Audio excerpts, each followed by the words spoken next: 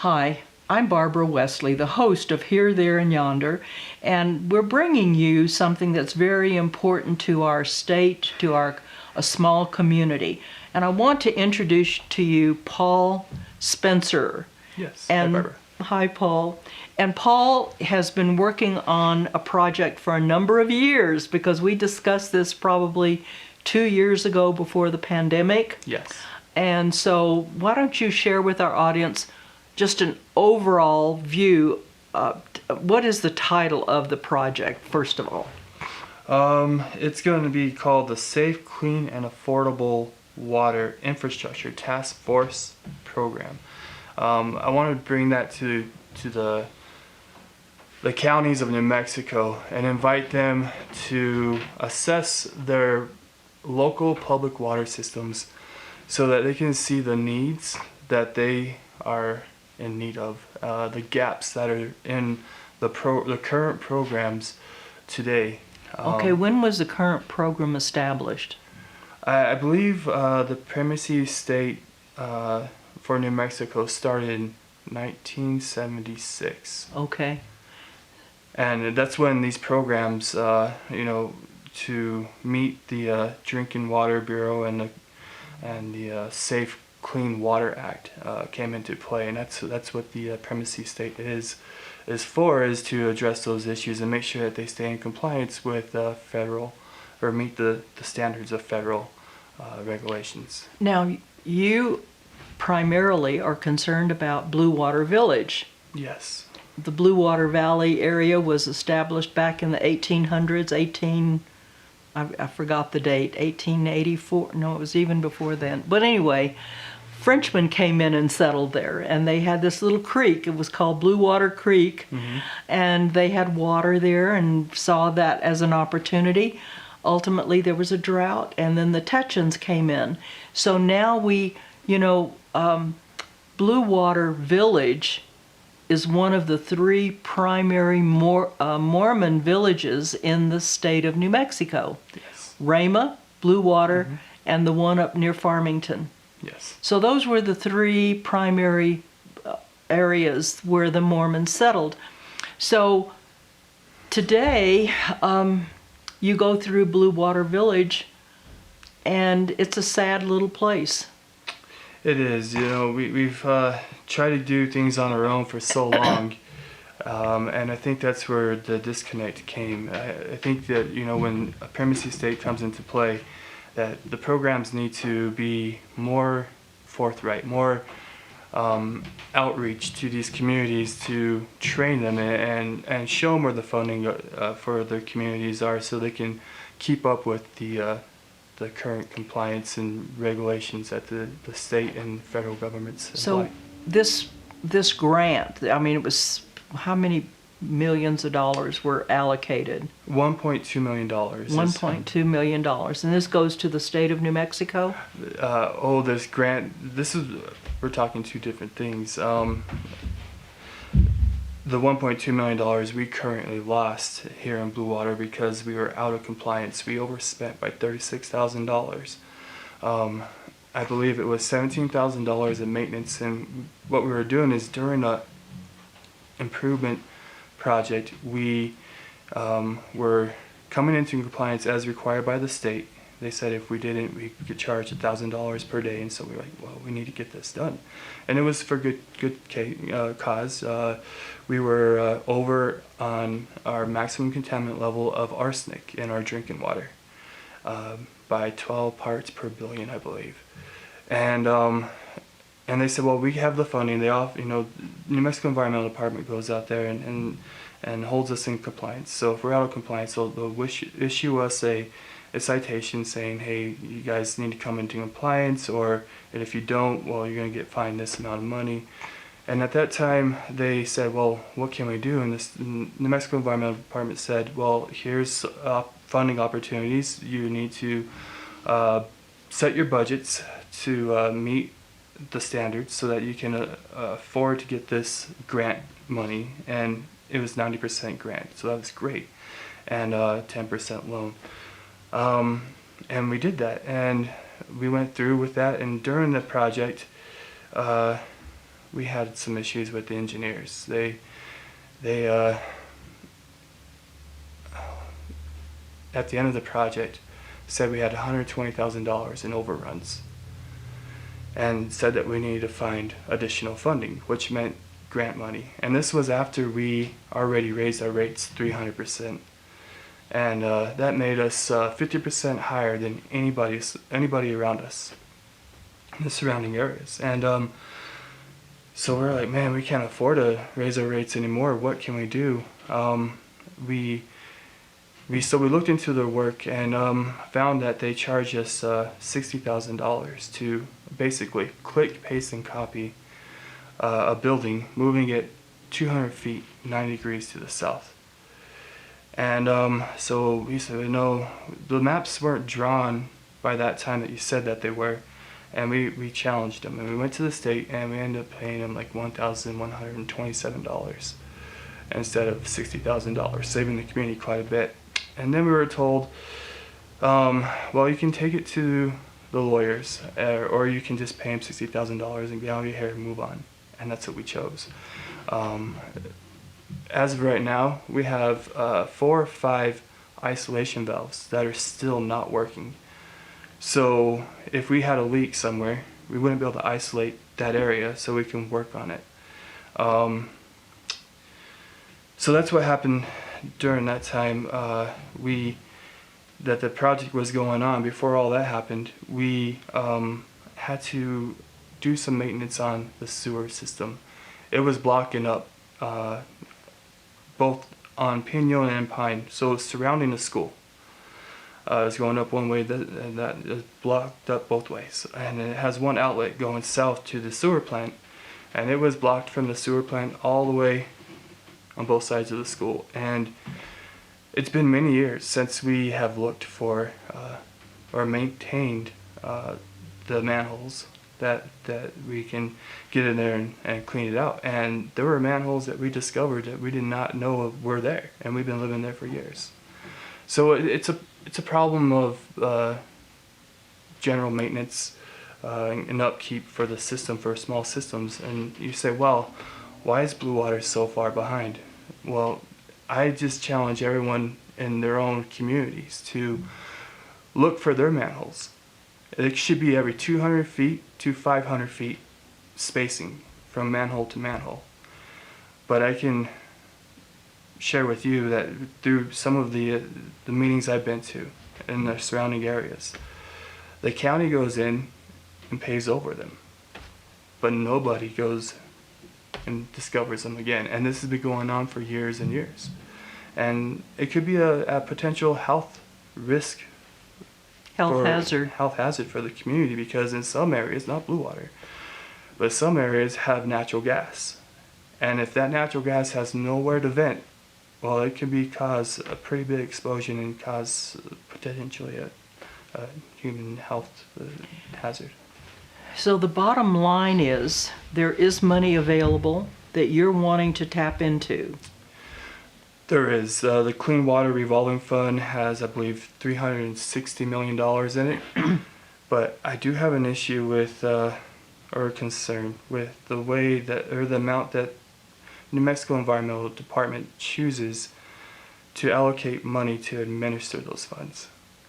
They can administer up to 5%, but instead only use a fifth of the percentage of that capacity to administer those funds. And why is that a problem? Well, New Mexico Environmental Department didn't catch that the engineer charged us time and material rather than lump sum until the end of the project, when he said, we have $120,000 in overruns, and unless you get that, we're not going to sign the well of completion form. So that means we can't use the well. And that goes back further to New Mexico Environmental Department have a 30% vacancy in their program. That they don't have the staffing that they need to oversee all these projects. Now, this is not just New Mexico a problem. This is a nationwide problem. I read in the Office of the Inspector General reports that that this is a management problem that they have nationwide. And hundreds of millions of dollars are being lost because they don't have the management, the project managers in place to oversee these programs, and therefore there are hundreds of millions of dollars lost in overpaid invoices. And there's more problems within the system nationwide, but it's not just here in New Mexico. But that's why I think if the Cibola County, or all counties in New Mexico, were to have these programs that I mentioned, to and if they followed, I believe, Representative Herrera's bill in 2020, House Bill 248, they followed those steps, and they implemented a program within their counties and overseen these public water systems, that lack full-time operators. They lack, it's been a mandate since 2013, I understand, that every community public water system have a certified accountant, public accountant, and but we don't have those. They're not available. Well, the thing about accounting is that it's expensive. It is. It is an expensive cost. Because when you get into having a CPA and having those reports, they don't come cheap. No, and there's a niche within the field of scope of work for CPAs providing services to community public water systems, and that is being a liaison between government agencies. And there are many of them and many programs out there. And we got to do reports, and these reports include water loss and taxes for our water, and the projects that we need to begin. We need to go to these New Mexico Finance Authority, New Mexico Environmental Department, USDA, all these programs. And I can tell you right now, there are a lot of communities out there in New Mexico, statewide, that don't know where the first step and where to go. Rain was one of them. I've talked to them and been in touch with them, and they're having problems. Had New Mexico Environmental Department, or even an organization like New Mexico Rural Water, had the capacity to serve the community rather than having 30% vacancy, or New Mexico Rural Water only having 10 people to serve 1,080 public water systems, I don't think they'd be in the position that they are in now. And I don't think Blue Water would be in the position that they are in now if we had more attention, more priority for clean, safe drinking water. Not just clean, safe drinking water, but clean, safe, affordable drinking water. Sure. And that's the key. And then you've got the problem with the sewer system. We still have that problem with the sewer system. We have a school coming up, being rebuilt. It was going to be rebuilt only 50%, but now, as I understand it, they're going to build it to 100% of capacity because of student retention. They lost students in these years, and there are a lot of factors that go into that. I'm sure Blue Water Village being 50% higher than everybody else around us in the surrounding areas doesn't help matters for bringing people into our community. Sure. And in the foreseeable future, I don't see many people coming in unless we address these issues now and lower our rates and make it so that we can afford to come into compliance. Right now, we are out of compliance. We when the sewer plant was first built, they did not put plastic liners around as required by state law now. It wasn't required then. They used bentonite then. Now it's required that it be covered with plastic, and it is not, and so we are out of compliance. And we still have old infrastructure issues. That's the reason why we spent $17,000 cleaning the pipes out and discovering where those manholes were, which took quite a bit of time, and with quite a few people working on it, and volunteers, me included, did some of that work. Sure. And so let's say that I'm an individual that doesn't live in Blue Water, but I care about our state. I care about our area. I love the area, but I'm just a person that doesn't have this. I can't go out and clean out manholes. Yeah. What can I do what can I do? You know, it is a sad state of affairs when our people are scared to act. That they see a problem. Blue Water Village hasn't paid our taxes for a year, and we had attained someone who to do our bookkeeping work. And once she saw that we didn't have our taxes caught up, she said, "Find somebody else. I don't want the state coming after us. I don't want them." Maybe the work was too much involved, but the fact that the community not paying its taxes scared or frightened our bookkeeper from doing the things that we needed done is. It just seems like the hole keeps getting deeper and Yes. deeper and deeper, doesn't it? Yes, and it just seems like they keep us there. And that's why I think if we come out of this trend or this mold, and bring the community, the county, into this and develop this program where they will help us provide certified operators, help us provide accountants. For two or three reasons. If they could do this, they could provide an operator for us, particularly in Blue Water. But there are places such as Rama. There's places, forgetting the name out there, that do not have certified operators to the level that they need to be. And so, being that they don't have certified operators to the level that they need to be, we are not able to apply for the program that the USDA has out there, where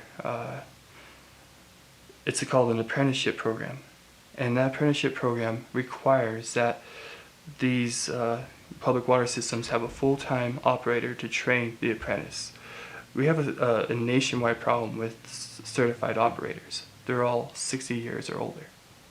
And that's why the apprenticeship program came into play, is to help that. But there's a catch. You had to have a certified operator for that public water system. And I think if the county could branch out to all these different public water systems, they can facilitate these public water systems to have a full-time operator. So I'm thinking of San Rafael. They have a public water system, don't they? Yes, they do. And then I'm trying to think of other places in our county that might have public water systems, but I do know that there's one there.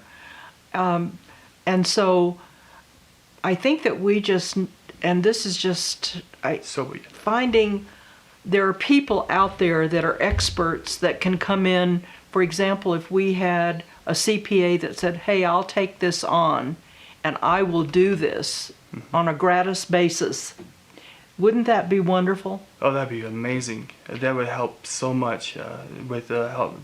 Again, it's a niche for CPAs to do that, because we need to go out to these programs and meet all these reports and turn them into the state in order to qualify for the grant money or the federal, the Right. public water systems. But grant there's funding. bound to be someone in our state that cares about our state and cares about our communities. The other thing is, you can always use volunteers, can't you? Because I looked at your document. How many pages is your document? It might be 27. Right. And as I was going through that document, you've completed all of that document that shows everything in that document, right? Yes. So if you had someone, a clerical help even, Oh, that'd be great. a volunteer that said, "Hey, I'll come and I'll help you with," but there are people that are experts in their field that say, "Hey, Paul, this is not, I can't come and clean out the sewer, but here's what I'm good at doing." And if you had volunteers that would do this on a gratis basis, what would that mean to Blue Water?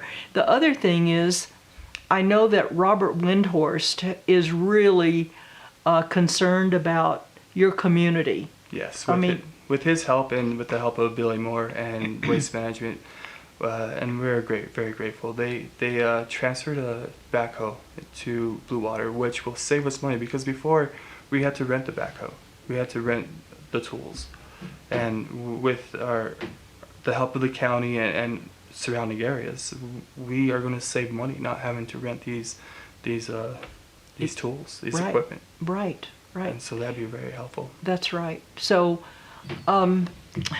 this is going to go on Channel 21 in Gallup. This interview is also going to go on all of our social media sites. We're on Facebook. We have a website, Instagram, YouTube. I think it's even on Twitter, I think. Oh, wow. So this show, whether it's an announcement to watch the social media, it's all going to go on our social media. Now, if you've got a link, you can also download from that link to wherever you want it to go. Oh, great. Thank you. So that's available. That's something that we can do to help you. Oh, I appreciate that very much. And what is our time right now? How much time do we have? We've got about 4 minutes, is that right? 5 minutes? So in closing, let's look at how can someone get in touch with you. We've mentioned Blue Water Village, but we've also got Rama, which is in McKinley County. Yes. Right? And McKinley County, I'm sure, has more than one public. Yes, they do. Right. So a public water system. So how can someone reach you, Paul? So there are 750 some community public water systems. That means that there's more than 15 connections. 295 of them are small public water systems. Sure. That are under 10,000. And so there are many public water systems within New Mexico. And one way to contact me is to call me at 505-287-0156.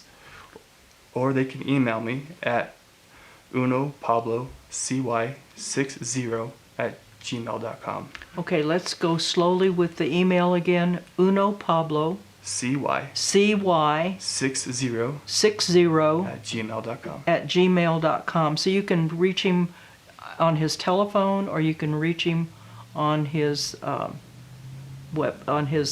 email. Yeah. So, Paul, this is, you and I have talked about this problem a couple of years ago before the COVID hit. And it was serious back then. It's even more serious Yes, today, it is. right? So we're reaching out to the state of New Mexico, all people in the state of New Mexico that could come and revitalize this important community. This community was founded in the 1800s. The Blue Water Valley was first established in the 1800s by settlers. And so if we don't do something about it, we will lose everything. Yeah, and that would be very sad. We have a lot of good things happening there. A new school coming up. We just had a building at the fire station come up due to the efforts of the fire chief and all the people involved in the fire station program out there. And we were very grateful for them for upgrading that, and we like to follow suit and upgrade our infrastructure so we can better serve the school and the fire station Right. and everybody in it. Sure. And that would make a big difference in the community, Yes, it would. right? Paul, I want to thank you for your dedication to this and your vision for what can happen. I want to thank you for all of your hard work and effort to put this through. And if someone wants to see that document, go to his email. He'll download it, send it to you. Mm-hmm. And it's really important that you see all the work that he has put into it and what is needed to complete this project. Paul, thank you again. My pleasure. Thank you for tuning in to Here, There, and Yonder. We'll be around to share things with you on an ongoing basis.